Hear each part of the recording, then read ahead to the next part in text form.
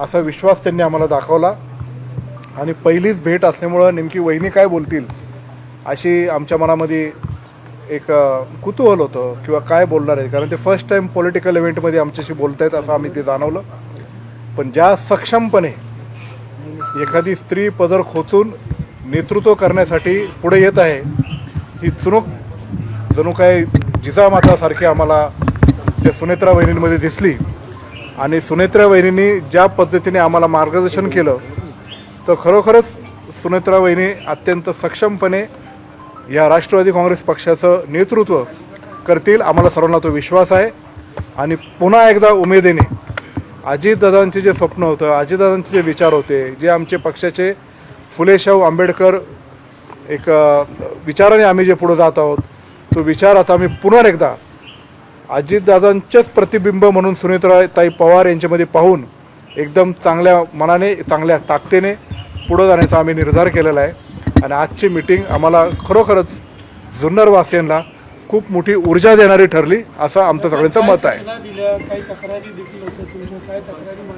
नाही, तक्रारी काही मांडल्या नाही, फक्त जुन्नर तालुका आम्ही सगळे एकत्रितपणे पुढं जात असताना आम्हाला अजितदादांचं पाठबळ खूप मोठं होतं. त्याच प्रकारचं पाठबळ किंवा विशेषतः आता तिथं राष्ट्रवादी काँग्रेस पक्षाच्या विचाराचा आमदार नसला, 2 राष्ट्रवादी स्प्लिट झाल्यामुळं जे आम्हाला फटका बसला ते आम्ही आता सारं विसरून आम्ही एकत्रितपणे पुढं जाण्याचं ठरवलेलं आहे.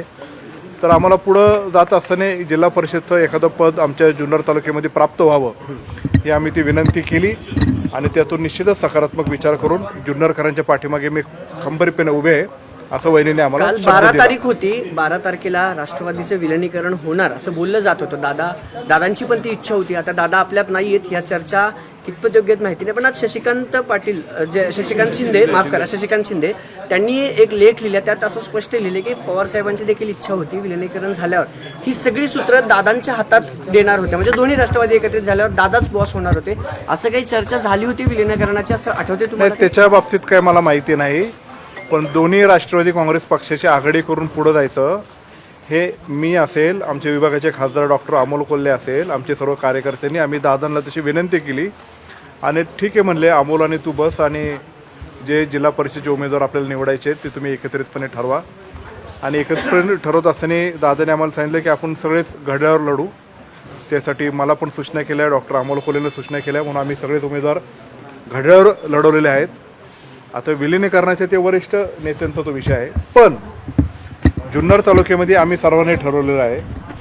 आत्ता जेव्हा आम्ही मीटिंग होती तेव्हा जुन्नर तालुक्याचे राष्ट्रवादी काँग्रेस पक्षाचे अध्यक्ष होते, तालुका अध्यक्ष, आणि जुन्नर तालुक्याचे राष्ट्रवादी काँग्रेस पक्षाचे शरदचंद्रजी पवार पक्षाचे पण अध्यक्ष होते. आम्ही सगळेजण एकत्र आले आणि तोच निरोप आम्ही वहिनींना दिला आहे आणि आम्ही ते ठरवलं